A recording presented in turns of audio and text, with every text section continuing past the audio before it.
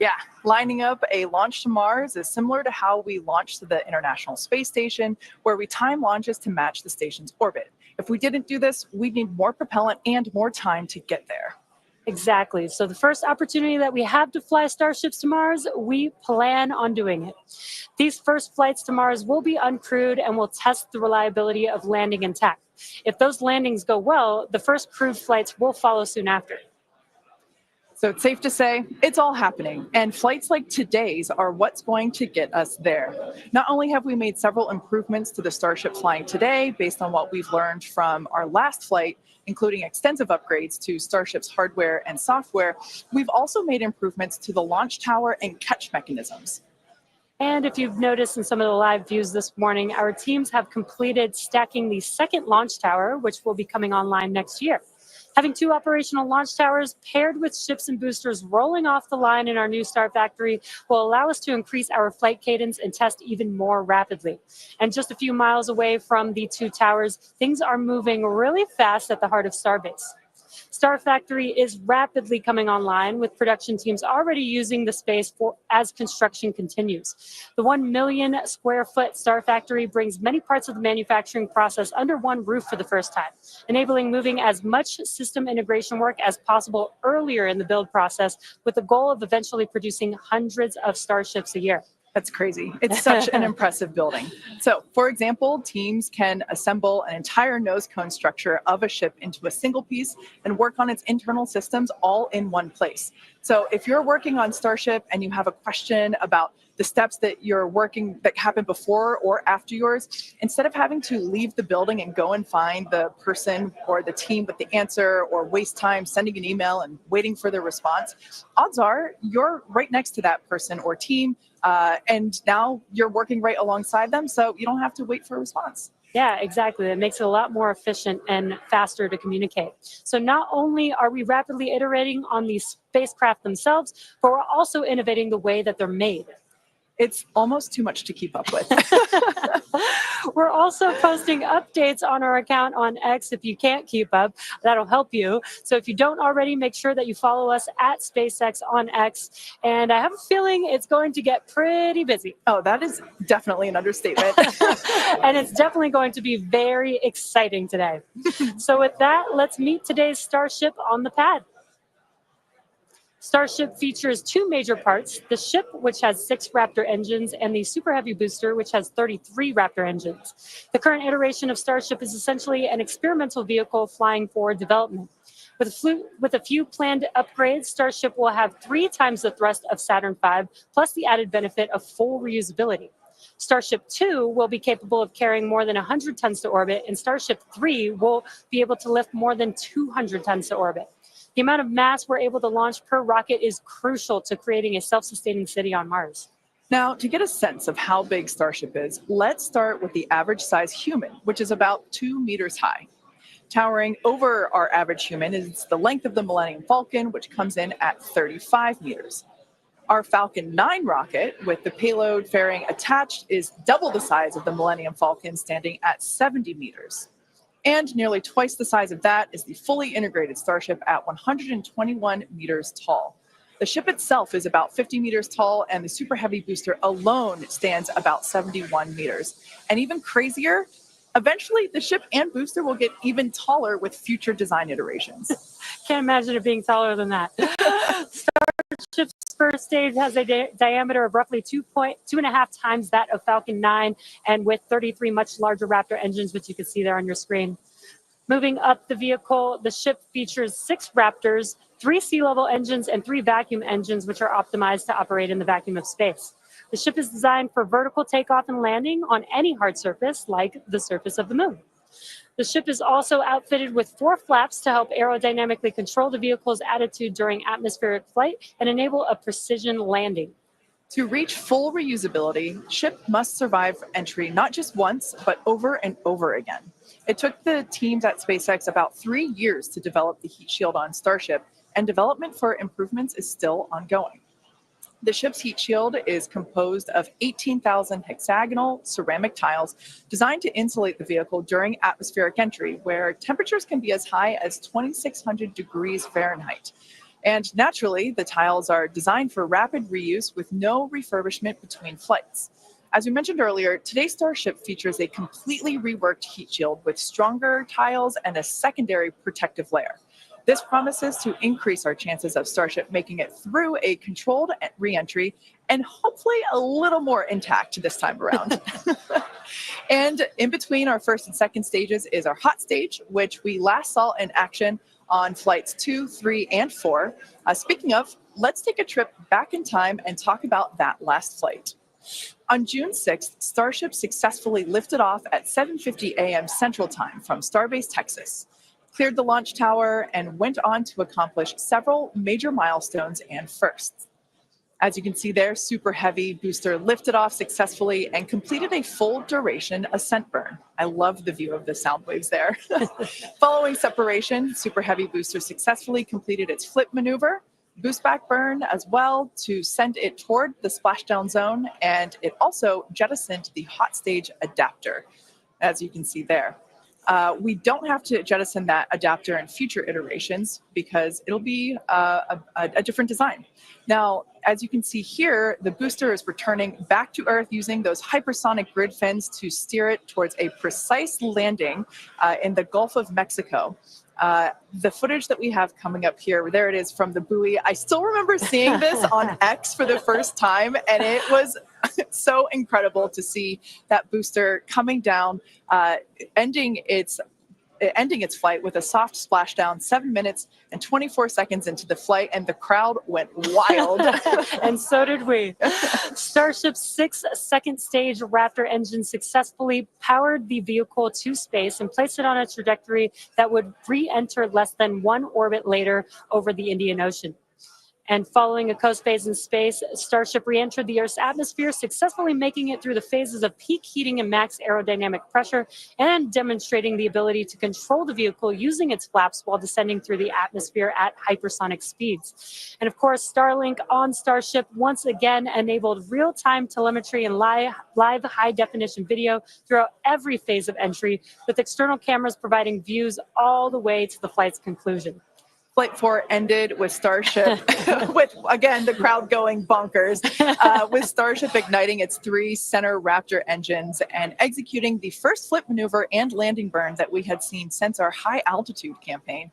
And that was followed by a soft splashdown of the ship in the Indian Ocean 1 hour and 6 minutes later. And we were all glued to the monitors watching the little flap that could the whole way down. Seeing the landing burn and splashdown was an incredible moment for the entire SpaceX team, and we'll be looking out for many more of these incredible moments today. All right, so while today's mission profile is similar to Flight 4, we got a couple new test objectives, including catching the booster back at the launch tower. In about 18 minutes from now, Super Heavy will ignite its 33 Raptor engines and lift off from Starbase. A little more than 2.5 minutes into flight, the Super Heavy booster will separate from the ship in a hot stage separation. After that separation, the booster will perform a flip maneuver followed by a boost back burn. And about 2 seconds after that burn ends, we'll jettison the booster's hot stage. As it heads back towards the ground, the booster will either attempt a landing, will have a landing burn, but then will either return to the tower or splashing down in the Gulf of Mexico. Meanwhile, the ship's engines will remain lit for just under 6 minutes during its ascent phase before shutting down for the coast. The ship will coast for about 40 minutes or so, reaching a peak altitude of about 213 kilometers. After that coast phase, the ship will be attempting a controlled re-entry, including a flip maneuver and landing burn, like we saw on Flight 4, just before splashing down in the Indian Ocean. Now, we say attempting because, again, this is just a test and nothing is guaranteed. Except excitement. Well, of course there is that. Now, both the booster and ship have to contend with some extreme conditions on re-entry, which is where those heat shield tiles will be put to the test. For this flight test, we do not expect to recover any hardware from the ship. With the exception of Falcon, this is no different than what happens to most rockets flying today that are expended, meaning that they fall into the ocean after completing their mission. Eventually, we will return and reuse Super Heavy boosters and Starships as we do today with Falcon 9 and Falcon Heavy boosters. And in fact, we've landed Falcon boosters 352 times to date. Oh, man, I hear you say that number, and that is just wild. I still remember the night or at least most of the night, that that Falcon landed for the first time, and it still feels like yesterday. Yeah, definitely one of my favorite moments at SpaceX. And returning Super Heavy promises to be an even more impressive sight and a huge moment on the road to rapid reusability. Yeah, speaking of rapid reusability, future Starship designs will give Super Heavy boosters a lighter weight and integrated hot stage intended for full reusability, which will mitigate the need to jettison the hot stage like we'll do today.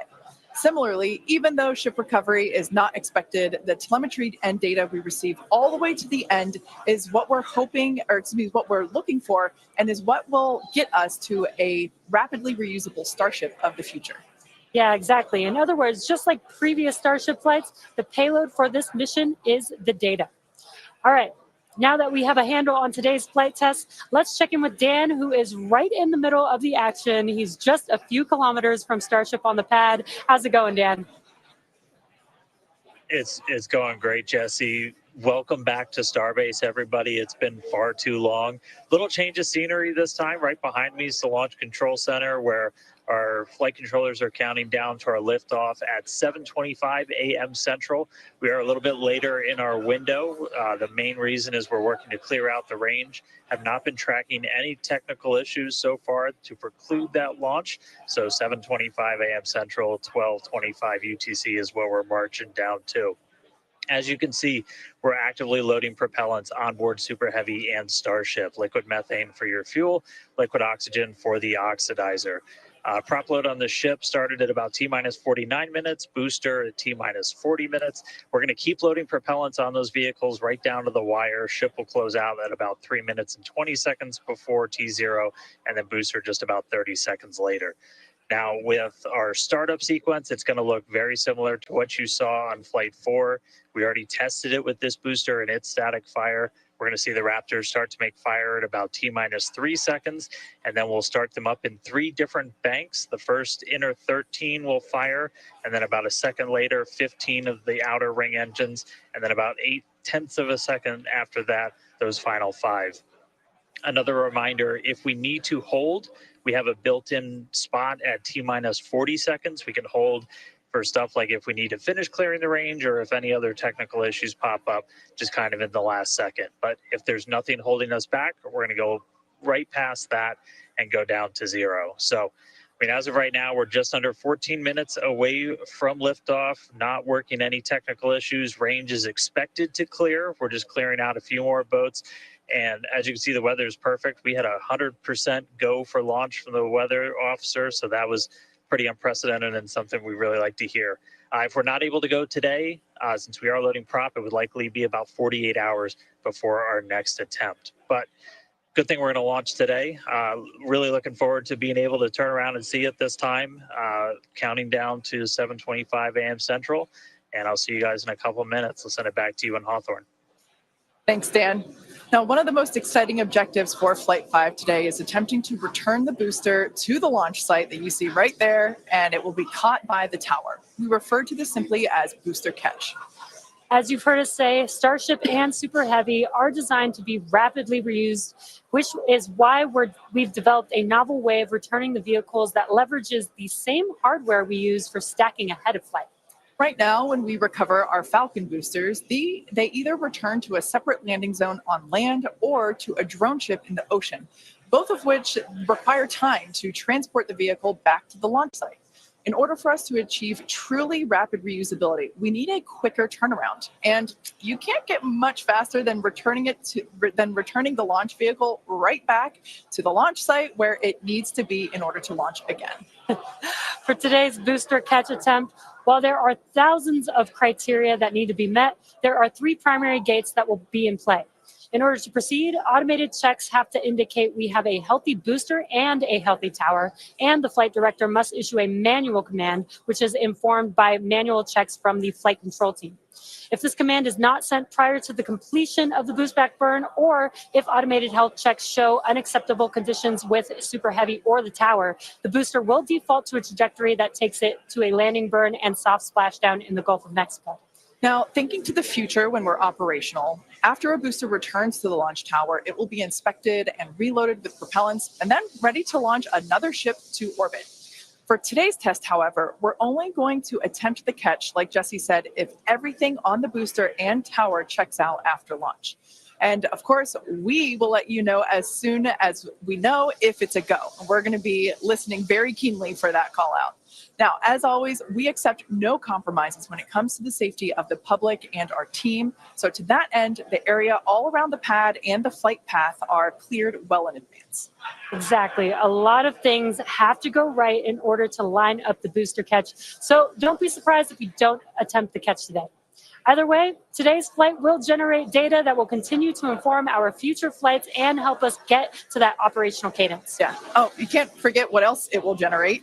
Are you thinking what I'm thinking? I mean, I was going to say a sonic boom. Oh, I was going to say excitement, but that's a really good reminder. Now, if we do make it to a catch attempt today, Super Heavy may generate a sonic boom upon its return.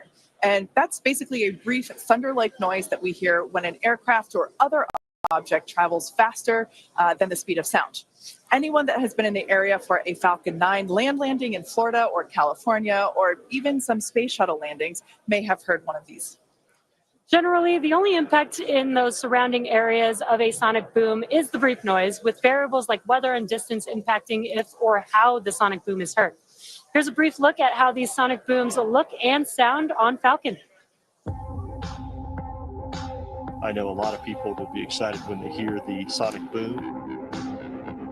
And these are going to provide quite a show because you're going to hear those sonic booms.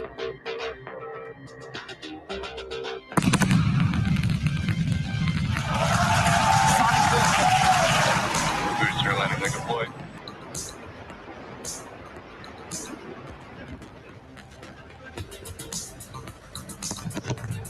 That sonic boom is great for us. That thunderclap broke the sound barrier.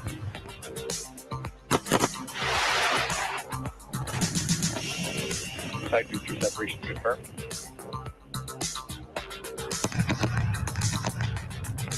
Just heard the two sonic booms here in the room. Booster landing confirmed.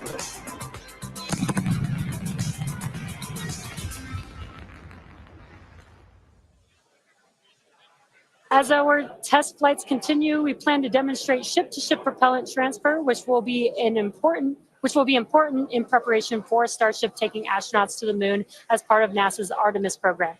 SpaceX will perform one uncrewed demonstration flight before NASA's Artemis 3 mission, which will be the first human surface expedition since 1972. Also, in preparation for missions to the moon and Mars, we're gaining tons of knowledge from our human spaceflight missions, including free flyer flights like our recent commercial astronaut mission, Polaris Dawn. Polaris Dawn was the first of up to 3 missions in the Polaris program, which is demonstrating new technologies, conducting extensive research, and will culminate in a flight of Starship with humans on board. After nearly 5 days in orbit, Dragon and the 4-person Polaris Dawn crew safely splashed down on September 15th off the coast of Florida, completing the first human spaceflight mission of the Polaris program. The Polaris Dawn crew performed some incredible firsts during their mission. Dragon and the crew reached 1,408.1 kilometers, the highest Earth orbit ever flown, and the farthest humans have been from our planet since the Apollo program. The crew also performed the first ever commercial EVA, or extravehicular activity. And as you can see there, they were wearing the new EVA suits that we developed here in-house. This was an incredible moment to see Jared and then later Sarah emerge and perform this EVA with Earth behind. Now, in addition to this incredible spacewalk, they also conducted about 36 research studies and experiments from 31 partner institutions, including NASA. And in addition to all of that, they also tested Starlink laser-based communications in space. The data gathered from Polaris Dawn missions is invaluable, much like the data that we're going to see after today's flight test of Starship. So we're coming down to T-minus about 7 minutes. Let's check in with Dan. Hey, thanks, Kate. So yeah, we're right at about 7 minutes away from launch. The main thing we are still working is that range clear. Again, we have to make sure boats, airspace, everything is cleared out of the way for our ascent corridor, basically the Gulf of Mexico, where we're launching through before we can actually launch. And so we're working on clearing out just a few more boats. We do have a window, remember, So if we end up holding at like a T-minus 40 seconds, we can hold for several minutes, allow those boats to get out of the way, and then we can launch. Our window is from 7 to 7:30 Central, so we don't have a huge amount of time today, but we do have some margin if we need to work with it to still get off the ground today. For now, though, we're coming up on finishing prop load on both vehicles. Header tanks are pretty much topped out on the ship. Those are going to be used for its landing burn. And again, we're going to be closing out all of the prop load at about T-minus 3 minutes, 20 seconds for the ship, and then just 30 seconds later for booster. One kind of cool thing to talk about. So the folks in launch control behind me, after liftoff, they're going to have some pretty special tasks today. If we're going to go through with the catch, they're going to be doing some really detailed inspections just visually of all of the different tower systems, a lot of those things that we upgraded, just to make sure that we are in the right posture to actually proceed with the catch. So they'll be working kind of fast and furious behind the scenes to inform the flight director's manual command to send the booster back. So if we hear that command being sent, that's going to be just the roof's going to come off. That's going to be a really exciting moment. So otherwise, if we don't go today, as you guys talked about, there is a chance. And if we don't send the booster back, we'll do a landing burn and a splashdown in the Gulf. And then that's just another landing burn to gather more data, learn more lessons from, and then we'll come back and try the catch again on the next one. But as of right now, we're coming up on 5 minutes. There is a chance that we'll hold or extend into the end of our window. So don't be surprised if that ends up happening. But if those boats do get out of the way, we are just about 5 minutes away from launch. So I'll check back in just a moment, but back over to you, Kate and Jesse. Thanks, Dan. Our rapid iterative development approach has been the basis for all of SpaceX's major innovative advancements, including Falcon, Dragon, and Starlink. Today, we're testing hardware and systems, and we need to know how they perform under the most extreme conditions. We'd much rather find the bugs now during testing than later on when there's more on the line. And to reiterate, while we do determine an acceptable level of technical risk on our vehicle and pad in order to learn as fast as possible, we accept no compromises when it comes to the safety of the public or our team. So that is to say, this is only the fifth of many future flight tests of Starship before it becomes fully operational. You might remember the Starlink panels that are incorporated into Starship, and you can see them there on your screen, those rectangular panels on Starship's nose cone. Starlink brings us the epic views in space and on re-entry, and also helps deliver us the critical flight data engineers need to continue development. In addition to enabling our rapid iteration on Starship, Starlink is also enabling life-saving communication here on Earth. SpaceX is sending tens of thousands of Starlink kits in response to Hurricanes Helene and Milton, and providing free service through the end of the year to support recovery efforts. The Starlink team also worked with T-Mobile to activate our direct-to-cell satellites to provide basic texting on T-Mobile and emergency alerts for all phones and carriers of those in affected areas. If a phone connects to a Starlink satellite, it will have 1 to 2 bars of signal and show T-Mobile SpaceX in the network name. SpaceX's direct-to-cell constellation has not been fully deployed, so these services are being delivered on a best effort basis. Starlink is enabling life-saving communication here on Earth and continues to help us push the limits in space. In the short term, by providing great views and real-time data on our next few flights, particularly through re-entry, which historically is a blackout period for all communications.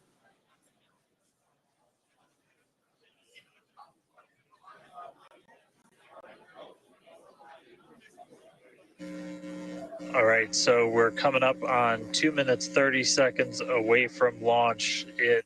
We're hearing like there's a pretty good chance we're going to hold at T-minus 40 seconds, but surprise, now it sounds like we might not be. So we are just a little over 2 minutes away, so a couple more things going to be happening. We did just close out our propellant load on the ship and the booster, so 10 million pounds of propellant on that vehicle on the pad here at Starbase, getting ready to go. We're going to start clearing out all of the lines that are basically pushing all of that propellant to the vehicles. Those get cleaned out or cleared out on the ground before we lift off. We're doing some final checks on the vehicle, the thrust vector control that we're going to use to steer it as well as the guidance system doing its final alignment, just a lot of our final checkouts. But we are starting to hear that it looks like the range is going to be clear at our liftoff time of 7:25 a.m. Central, 12:25 UTC. So that puts us 1 minute, 20 seconds away from launch. Still not tracking any technical issues. That range clear is the only thing that's been potentially poking at our launch. So I'm going to start to quiet down. We'll hear our flight director for today, Tristan Pierce, give some of the final call outs. As of right now, we are 1 minute away from liftoff.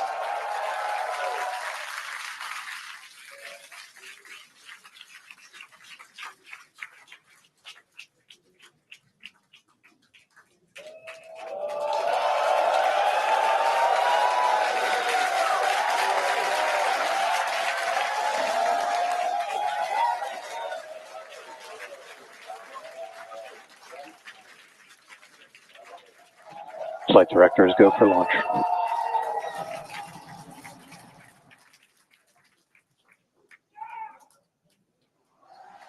Best words you could possibly hear, 20 seconds away from liftoff.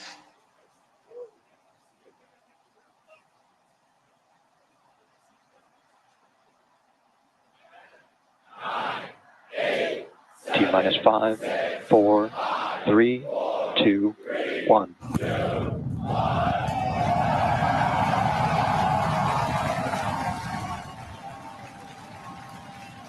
We have liftoff. Vehicles pitching downrange.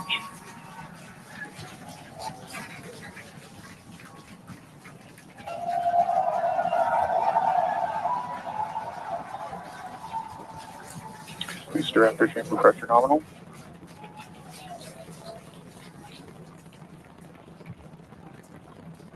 "30 seconds into the flight, the rumble's just starting to reach us here at launch control.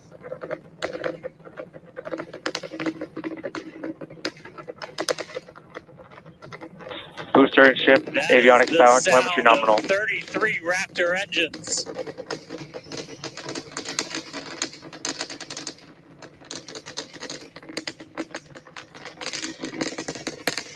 Max Q. Now pass through the maximum aerodynamic pressure, the most stress the vehicle's going to see on the way uphill.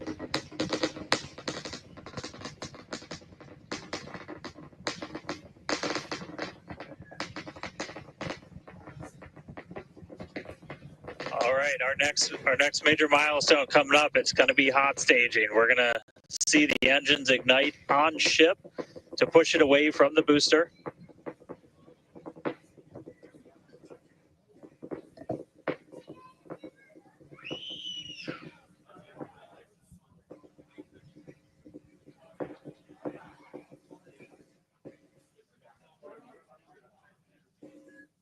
All right, so hot staging is going to be the next thing coming up. First, we're going to see the booster's engines start to shut down, all but 3. We're going to do what's called most engines cut off instead of main engine cut off, because 3 are going to keep going, and then we're going to see the engines on ship ignite.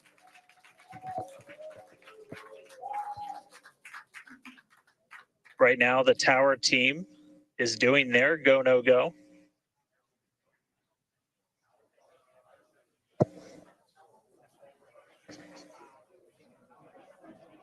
And we might hear some really good words soon, too. All right.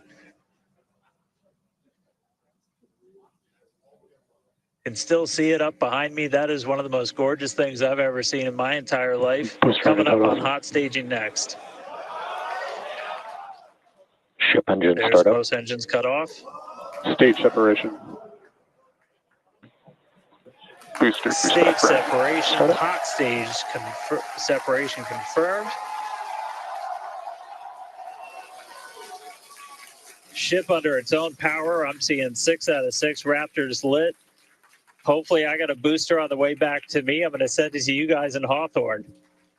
Oh man, that was absolutely incredible. I loved how the crowd Chamber pressure is nominal. Crowd here in Hawthorne all went ooh at that first view of the blue flames from the booster.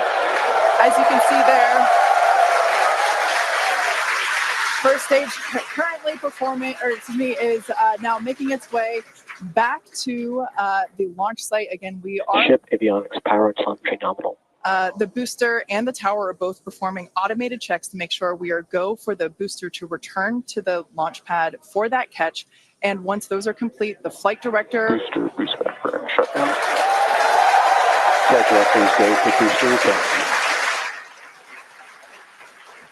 And we did hear that the tower is go for catch. So that was one of the big criteria we were looking for. This view We'll here. wait to hear that the go for catch has been sent. Beautiful view here from the ship. And so exciting to hear that we got a go for booster catch. That means it's going to be a really exciting morning. Again, the booster is making its way back towards now land in order to make that catch attempt in the tower. So incredible to see these views. You can see the ship on the right-hand side of your screen. All 6 Raptor engines are under full power. Once again, the booster is making its way back to the launch site. We are going to try and catch it using the chopsticks on the launch tower, the exact same tower that it just launched from just, 5 minutes ago. Yeah, and the booster. Starship on nominal Guys, trajectory. I can confirm the command was sent for the booster to come back. That is So I'm incredible looking news. up right now. It's pretty much right overhead of us, and we can see it starting to come down. I can't wait for us to hear the sonic boom through Dan's mic. Right. That is going to be incredible. It was so cool to hear the liftoff. And so once again, a successful on-time liftoff of Starship Flight 5. The ship has separated from the booster. The booster is there on your screen. It is making its way back to the launch site. We are going to attempt the catch using the chopsticks. We did hear the confirmation that the command was sent to the tower. We are go for catch. And in order to. And guys, we should just be about 30 seconds away from our landing burn. It's going to happen in 3 phases. We're going to land 13 engines, burn off all of that velocity. Oh, we can see it coming down through the plume. Booster coming in hot for booster catch. We're going to ignite 13 of those Raptor engines, and this view is incredible right now. You can see how fast this vehicle is moving on the left-hand side. Landing burn has been ignited. We're now down to 3 Raptor engines. We can see those chopsticks now in the air.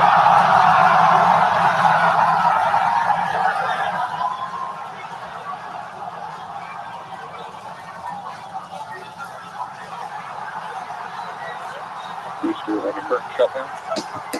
Nicodilla had popped the booster.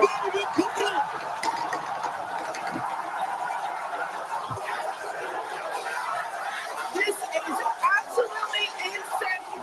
On the first ever attempt, we have successfully caught the Super Heavy booster back at the launch tower. What an incredible view! Are you kidding me?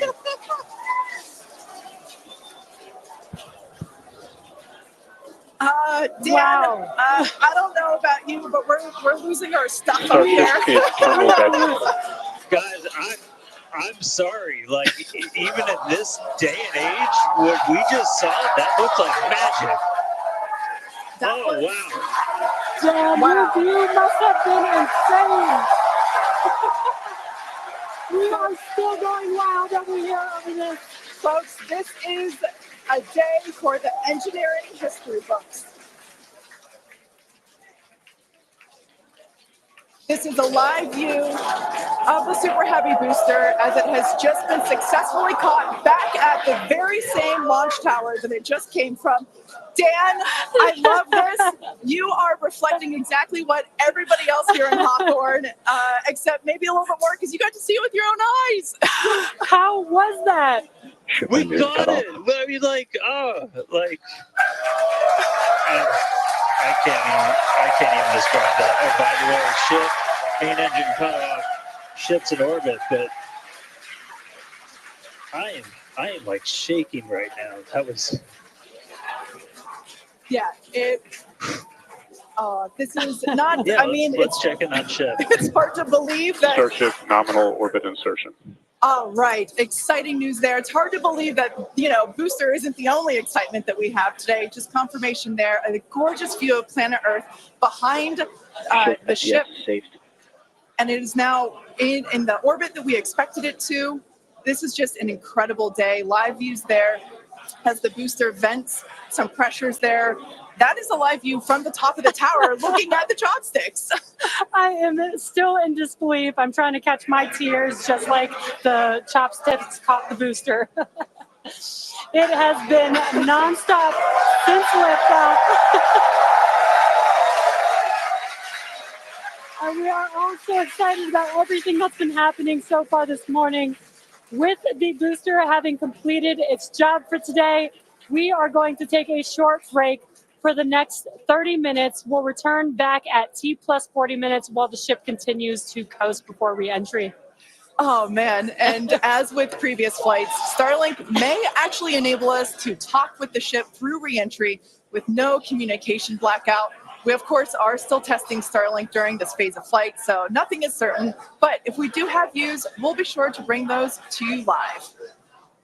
Views or no views, we'll see you back here at T plus 40 minutes for coverage of Starship's re-entry, flip maneuver, landing burn, and splashdown.